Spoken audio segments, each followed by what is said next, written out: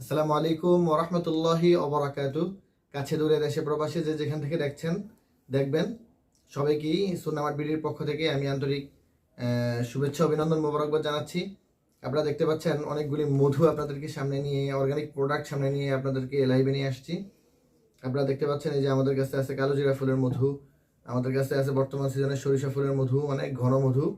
আমাদের কাছে আছে যে খলিশা ফুলের মধু সুন্দরবনের, এই মধুটা কখনোই শীতেও জমবে না, ফ্রিজে রাখলেও জমবে না।